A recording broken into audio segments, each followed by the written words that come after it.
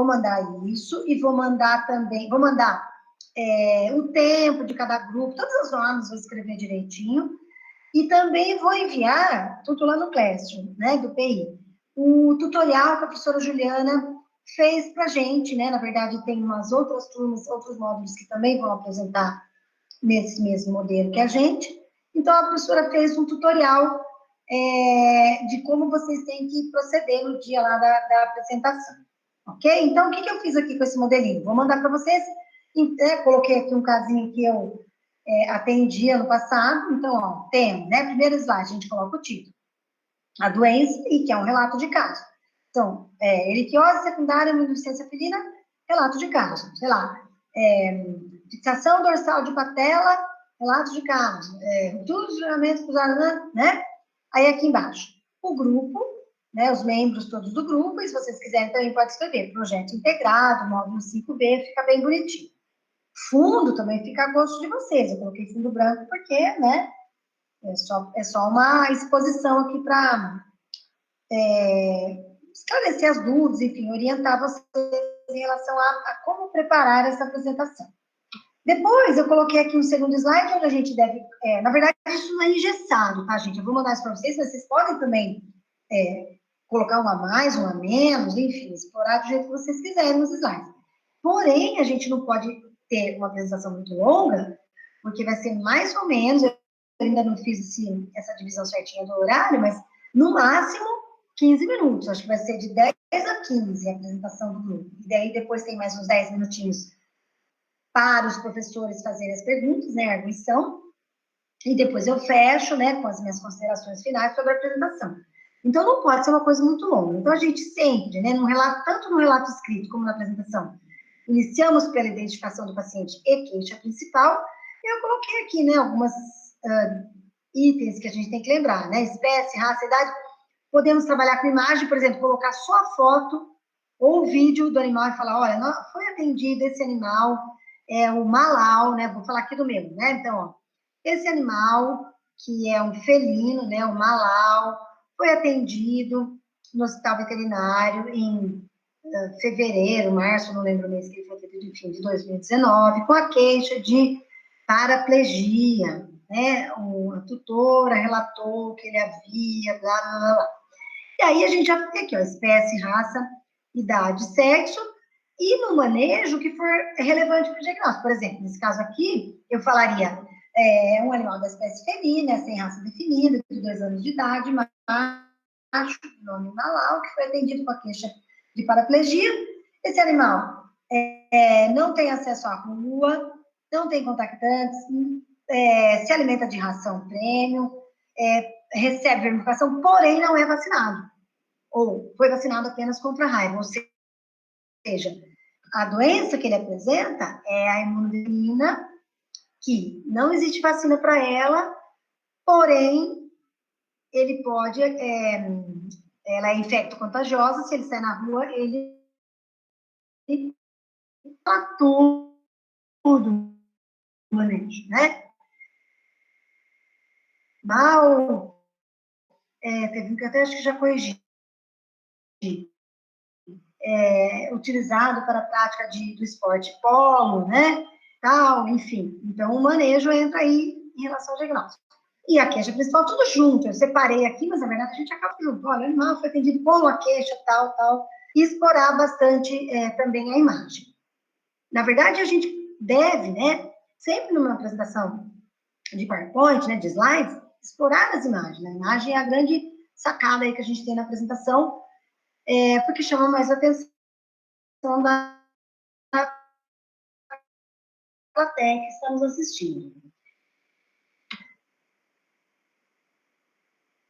Da investigação, queixa principal, né, e as informações da anamnese.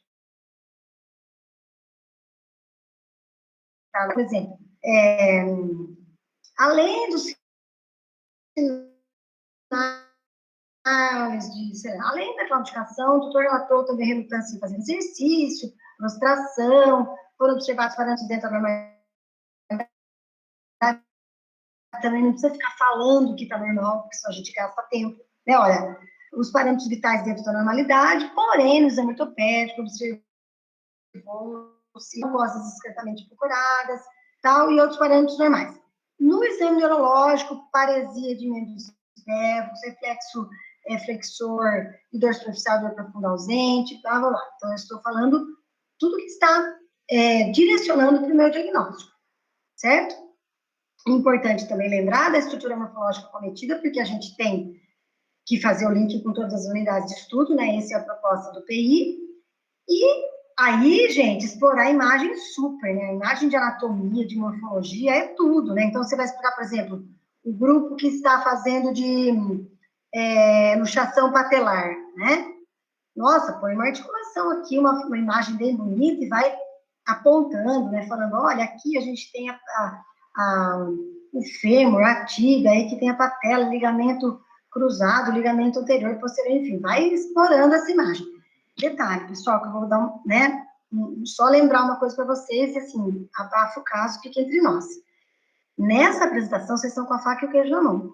Por quê? Vocês estão em casa com o texto do lado, entendeu? Ninguém está vendo que vocês estão olhando no texto, certo? Então, bota a imagem bem bonita e põe uma setinha aí com as estruturas, né? Enfim, e vai explorando isso na hora da apresentação. Aqui um exemplo que eu coloquei do caso do Malau, é um videozinho do vírus invadindo a célula, enfim, né, e transcrevendo RNA, etc, etc.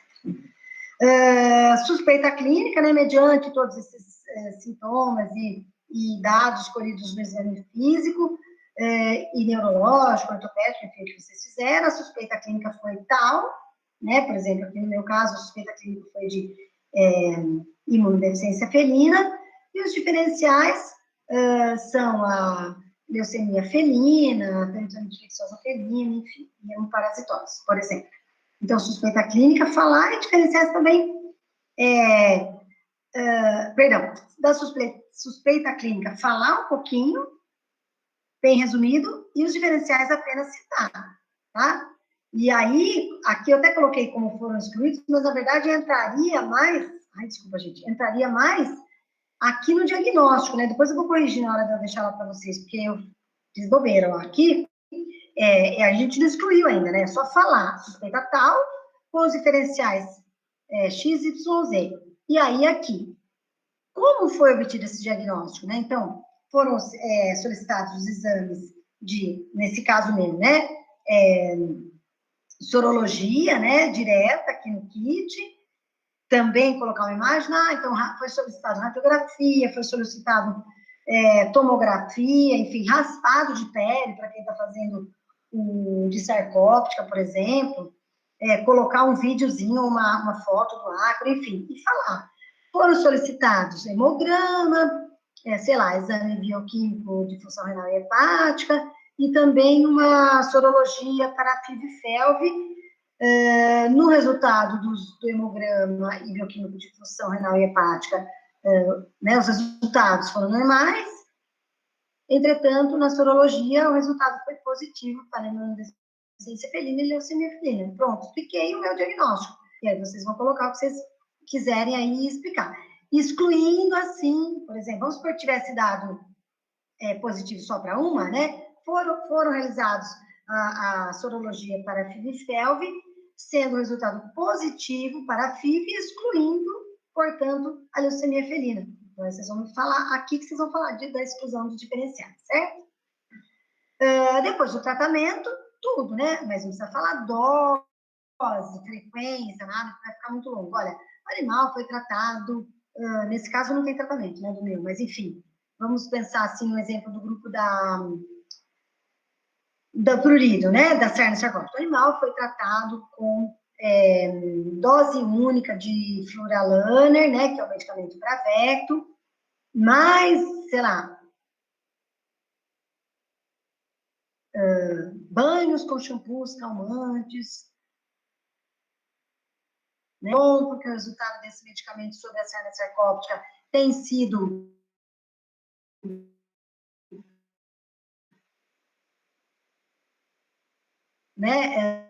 evidência, fala assim, evitar exercício, deixar o animal na baia, alimentar com feno, enfim, acupuntura, fala todo.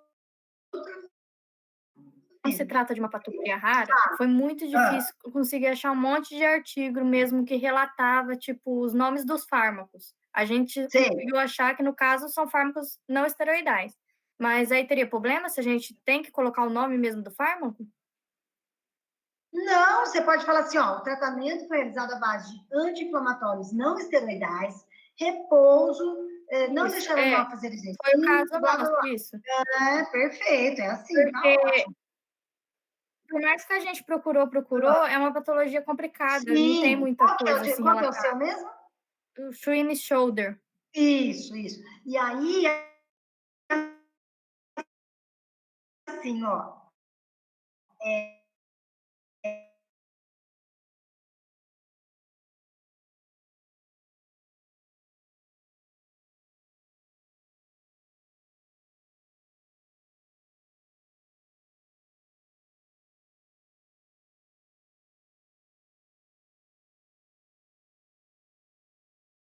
para si, enfim, todo mundo tem que ajudar e todo mundo tem que estudar e vir para a apresentação sabendo, porque na hora da arguição, o professor que estiver junto comigo pode falar assim, pode pontuar, entendeu, na arguição. Então, o grupo tem lá 8 componentes, ele fala assim, ô, Juliana, me fala, então, um fármaco anti-inflamatório não esteroidal que pode ser utilizado no tratamento, por exemplo.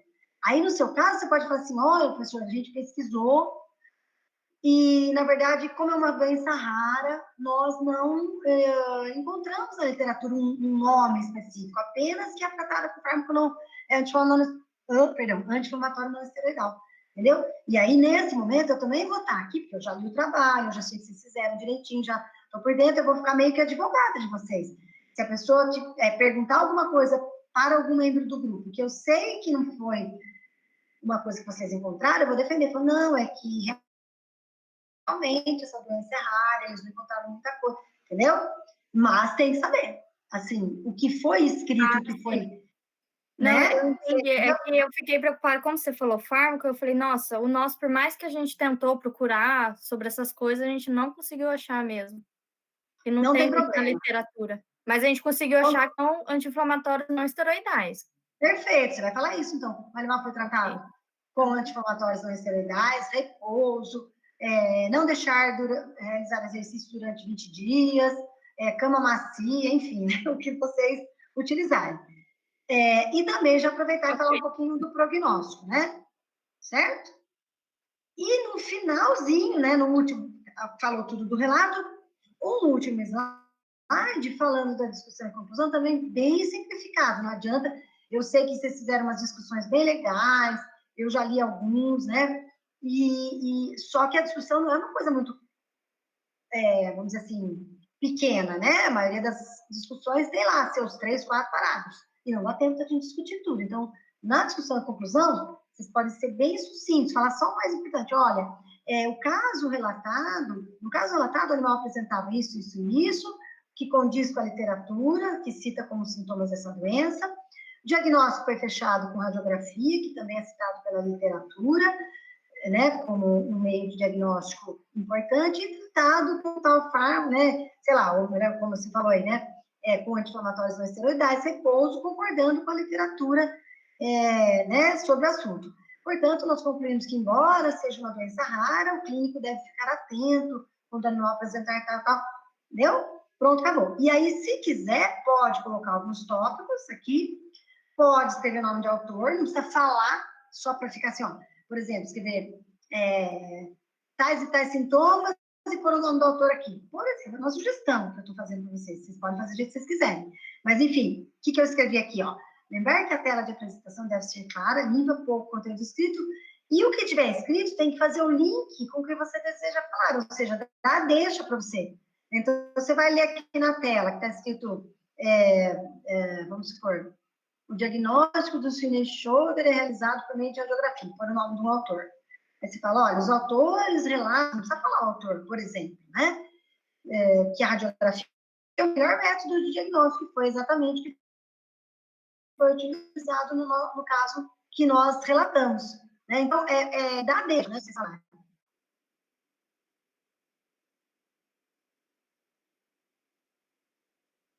E concluir. Se está dando tempo de 10 a 15 minutos. Se não tiver mais, tira algumas coisas, porque não adianta, a gente não consegue falar tudo mesmo, né? Vocês imaginam, quando a gente quer, por exemplo, um trabalho para congresso, a gente tem que fazer um pôster que cabe tudo ali naquela folhinha, né? Enfim, e deixar lá exposto. Então, fala o mais importante. E daí, claro, na hora da arguição, se o professor perguntar uma coisa que não estava na apresentação, vocês vão saber falar, porque no trabalho escrito está tudo lá, certo? Por isso que até achei interessante fazer essa pré-fase que eu fiz do trabalho escrito. Tudo bem? O que vocês acham? Certinho. Professora, que dia que vai ser a apresentação? Ó, a apresentação, quem que perguntou? O Fernando. José Fernando. O Fernando, isso. O Fernando, a apresentação, foi ótimo você me perguntar. Ela está agendada para os dias 8 e 9 de junho. Porém, eu ainda vou fazer a divisão de quem vai apresentar dia 8 e quem vai apresentar dia 9. Vou falar a verdade para vocês que eu não vou fazer para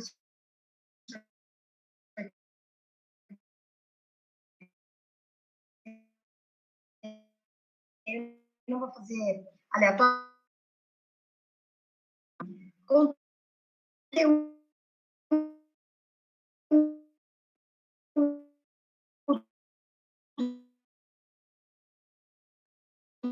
que precisa. Vou dar um exemplo, tá? Até que nesse eu só posso na segunda. À noite. Né? Que vai ser uma segunda e uma terça. Eu vou concentrar os trabalhos de grana que vem, o dia e o horário, inclusive. Vou falar, olha, um grupo vai começar às 8, o outro vai ser 8h30, o outro vai ser às 9, entendeu? Cada grupo vai ter o seu horário certinho de apresentar.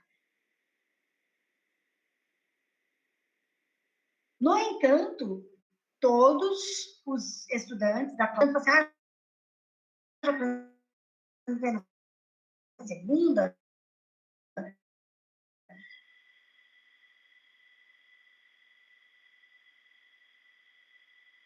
na terça eu estou folgado, não preciso nem entrar no Meet. Corrigindo o PI, nessas doenças de grandes que eu não conhecia, achei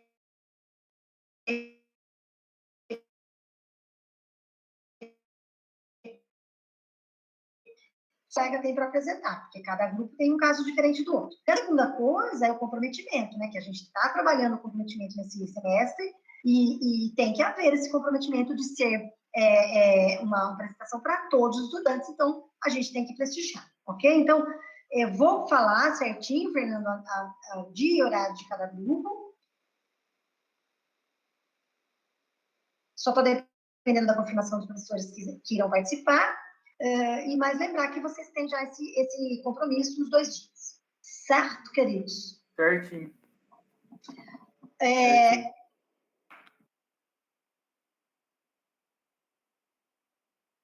Legal. Informação errada para vocês. Ó, semana que vem, a apresentação vai ser, então, segunda, vamos lá. Segunda e terça, 8 e 9 de junho, certo? E aí nós temos, então, dia 10 vai ser o desafio modular, então, nós temos a aula da semana que vem, e dia 2 vamos ter uma aulinha bem gostosa de eu falar de oftalmo, mas assim, bem tranquila, porque oftalmo é uma especialidade muito específica, né? Enfim, mas vou mostrar bastante imagens, vídeos e tal. E aí a gente pode ainda ir tirando dúvidas, entendeu? No final da aula do dia 26, no final da aula do dia 2, ou qualquer momento que vocês queiram tirar dúvida, me mandar e-mail. Então, eu vou terminar a correção dos trabalhos escritos, né, que vocês enviaram, estão me enviando, fazer as correções, as sugestões, e aí vocês já começam, então, a preparar a apresentação e as dúvidas que forem surgindo durante a preparação dessa apresentação, vocês vão entrar em contato comigo. Combinado? Combinado. Combinado. Então, Perfeito, queridos. Então, eu vou dar uma mexidinha aqui nesse modelo que eu fiz para vocês, para deixar bem bonitinho. Vou botar amanhã lá no Classroom, junto com o tutorial que eu falei da professora Lucinha, tem limites de slide ou não? Não tem. Tem limite de tempo. Não. Certo. Não, isso vocês podem fazer como vocês acharem melhor. Entendeu?